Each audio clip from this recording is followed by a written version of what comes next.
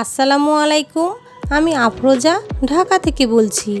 কাছে দূরে যে যেখান থেকে আমার আজকের ভিডিওটি দেখছেন সবাইকে জানাচ্ছি অসংখ্য ধন্যবাদ। সময় কখনো কারোর জন্য অপেক্ষা করে না, সময় তার নিজের গতিতে ঠিকই বয়ে যায়। এই তো মনে হয় সেদিনের কথা। মেয়েটা আমার ছোট্ট ছিল, হঠাৎ যেন বড় হয়ে যাচ্ছে, আর আমরা দুজন ওর জন্য কতই না চিন্তা করছি।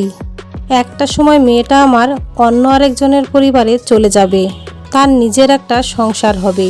তার সংসারে সে কেমন থাকবে, তার স্বামী কেমন হবে, তার শ্বশুরবাড়ির পরিবারের লোকজন কেমন হবে, সেই চিন্তা ভাবনাই যেন এখন আমাকে প্রতিনিয়ত ভাবিয়ে তুলছে। এটাই মনে হয় বাবা মায়ের মন। আমাদের বাবা মাও মনে হয় আমাদের জন্য এমনটাই চিন্তা করতো। আজকাল টেলিভিশন, পত্রিকা, ফেসবুক যেখানেই তাকাই না কেন পরকীয়া, ডিভোর্স, খুন এগুলো যেন দিন দিন বেড়েই চলেছে। আসলে জীবনে একজন উত্তম জীবনসঙ্গী পাওয়াটা খুবই জরুরি। আসলে বাবার পরে স্বামী একমাত্র সেই ব্যক্তি যে 500 টাকার শার্ট পরে অথচ স্ত্রীকে 5000 টাকার শাড়ি কিনে দেওয়ার ক্ষমতা রাখে। যখন নিজেকে খুব বেশি অসহায় মনে হয় তখন স্বামীর নিঃস্বার্থ ভালোবাসা একটি নারীকে নতুন করে শুরু করতে শেখায়, তাকে বাঁচতে শেখায়। আলাদা হওয়ার জন্য হাজারটা কারণ থাকতে পারে, তবে একসাথে থাকার জন্য একটা কারণই যথেষ্ট, আর সেটাই হচ্ছে ভালোবাসা।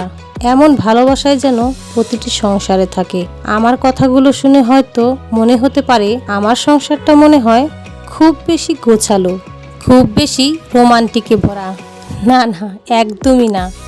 আমাদের সংসারেও ঝগড়া হয়, মনোমালিন্য হয়।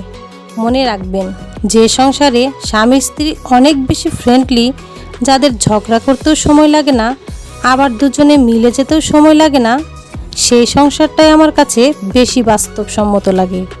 আর অতিরিক্ত রোমান্টিকতা, সেটা মনে হয় নাটক মুভিতেই সম্ভব, বাস্তবে এর কোনো অস্তিত্বই নেই। আমরা যেহেতু মানুষ, তাই আমাদের ভুল হবেই, এটাই আমাদের জন্মগত স্বভাব। এই ভুলগুলোকেই শুধরে নেওয়াটাই আমাদের কাজ। একজন আরেকজনের ভুল যদি সারাক্ষণ দেখতেই থাকি তাহলে সেটা আর সংসার থাকবে না। একজনের ভুল আরেকজন ক্ষমা করে দিয়ে সামনের দিকে এগিয়ে যাওয়াটাই হবে বুদ্ধিমানের কাজ। সময় যেমন থেমে থাকে না, তেমনি মানুষের জীবনও কিন্তু থেমে থাকে না। মানুষের জীবন কিন্তু কখনো শূন্যতায় থাকে না, সেই জায়গাটা কিন্তু একটা সময় পূর্ণ হয়ে যায়।